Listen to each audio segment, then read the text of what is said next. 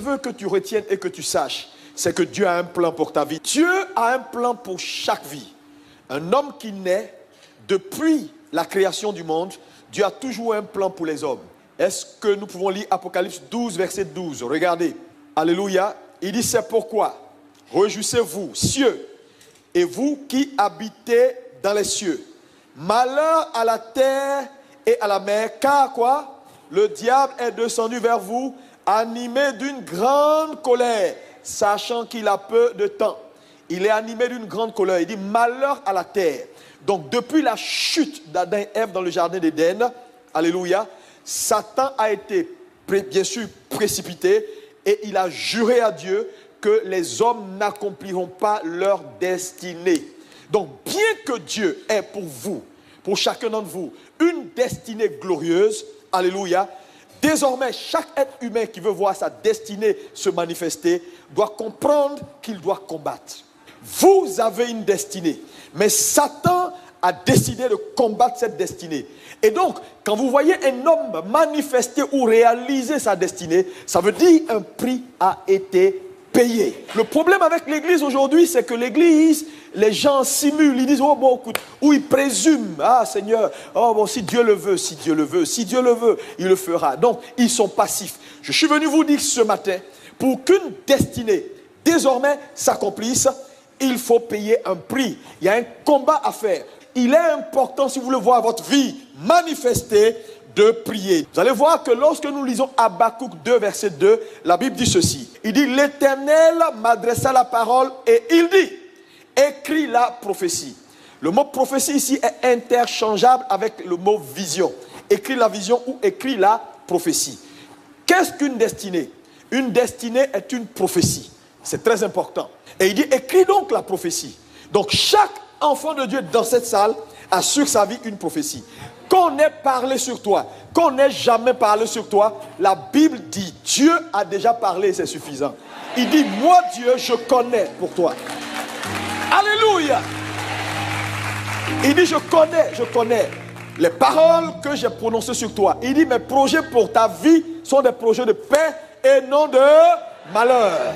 Donc, tu as déjà sur ta vie une prophétie.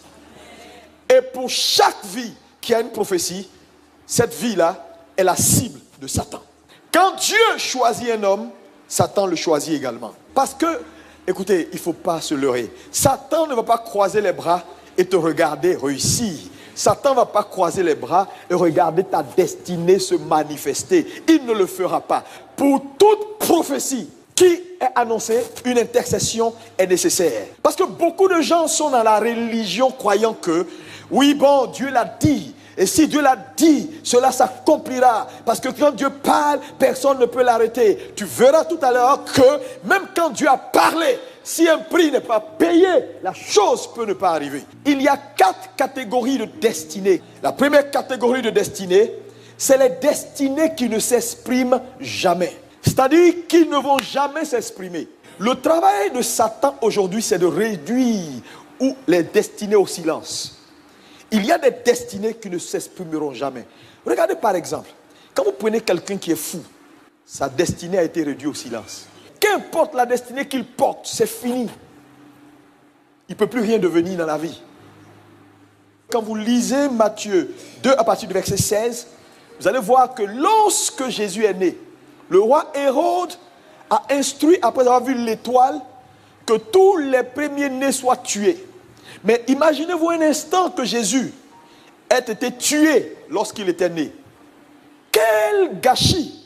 Parce que nous savons ce que portait la destinée de cet homme qu'on appelle Jésus. Satan travaille pour que certaines destinées n'éclorent jamais. Certaines personnes vivent sans jamais trouver leur voie. Ils vivent, ils grandissent, ils vont même à l'église, sans jamais entrer dans le livre de leur vie. Ça ne sera pas ton cas au nom de Jésus. La deuxième catégorie, ce sont les destinées retardées ou expirées. Il y a des personnes qui vivent leur vie. Alléluia.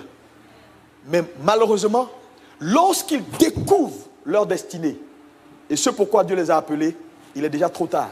Imaginez-vous si à mon âge, c'est maintenant que je découvre que ma vocation n'était pas être pasteur, mais footballeur. C'est trop tard. C'est une destinée qui a expiré.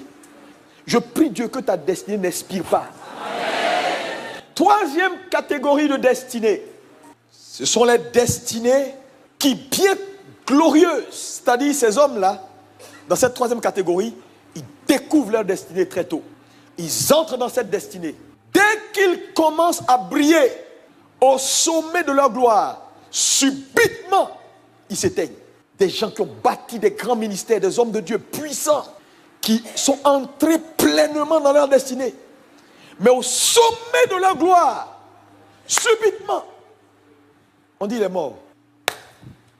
Adultère, le ministère est cassé. Une maladie, il n'a plus toutes ses capacités pour faire ce que Dieu l'a destiné à faire. Le drame de l'église, quand les choses commencent à aller, les gens croisent les bras, ils mangent. Ils se réjouissent. Tout va bien. Tout est beau.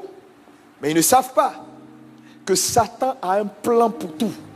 Et que c'est seulement la prière, l'obéissance à la voix et à la parole de Dieu, dans une vie de prière, qui a la capacité de sécuriser, de baliser une vie.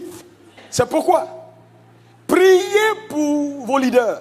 Parce que lorsque Satan veut disperser, il frappe la tête. Le problème avec les gens, ils ne font pas ce qu'il faut. Et puis après, c'est des questions. Oui, on ne comprend pas. Les voix de Dieu sont insondables. Mais ils priaient. Oh Seigneur, pourquoi il était chrétien? Frère, la vie chrétienne n'est pas un jeu. C'est une affaire de guerre. Satan était sûr qu'il allait gagner. C'est pourquoi il a combattu Dieu. Il a dit, je prendrai ton trône. Parce que qui a envie de se susciter? C'est parce qu'il sait. Et il était convaincu que si je vais contre lui, je peux prendre son trône.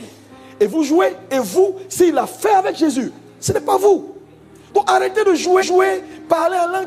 On dit prier, tu ne veux pas prier. Vite, tu es là, tu joues les bluffeurs. Mon ami, ici, là, ce n'est pas fashion. Mon ami, c'est une affaire de vie ou de mort.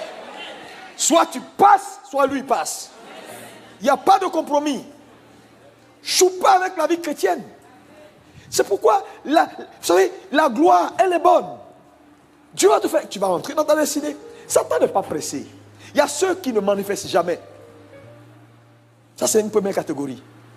Il y a ceux qui le retardent. Il y a ceux qui laissent faire parce qu'ils n'arrivent pas. Mais il t'attend au sommet de ta gloire. Parce qu'il sait que c'est au sommet de la gloire que les gens baissent les gardes. Regardez la vie d'un homme comme Samson. Dieu l'a béni, il a été oint au sommet de sa gloire, là où il tuait des milliers de Philistins. C'est là où Satan l'a arrêté net avec une affaire de femme. Daniel 9, nous avons lu tout à l'heure, on a vu un roi du nom de Darius. Et Daniel dit, donc lisant le livre, il a vu dans le livre que Dieu a prophétisé pour dire Israël devait retourner de sa captivité 70 ans après. Mais regardez, Daniel vit la prophétie. Ma question, pourquoi Daniel peut décider de prier alors que Dieu a déjà décidé? Dieu a dit 70 ans après le peuple va retourner. Ce n'est pas suffisant. À mon avis, ça doit être suffisant parce que Dieu a parlé. Mais Daniel a compris qu'il ne suffit pas que Dieu parle. Toute prophétie nécessite une intercession. Donc, Daniel se met en prière.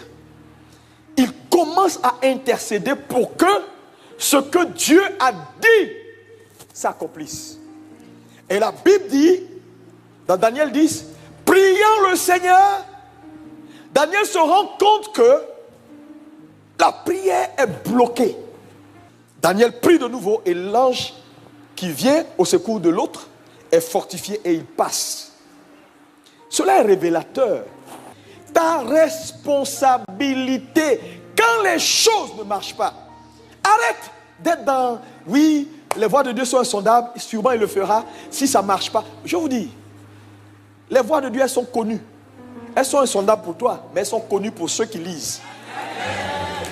Je connais les projets que j'ai formés sur vous, projets de paix. Donc tout projet qui ne t'envoie pas la paix n'est pas de Dieu.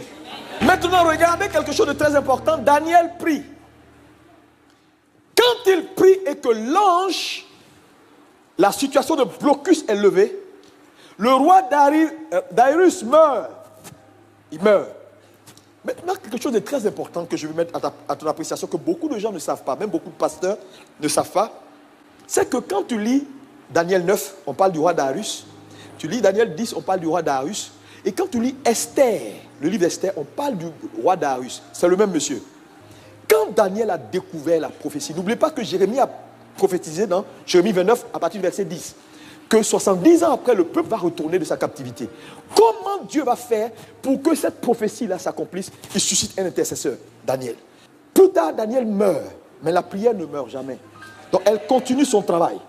Première chose qui va arriver, le roi Darius est marié à une dame qu'on appelle Vashti. Et il organise un festin pour révéler la beauté de sa femme.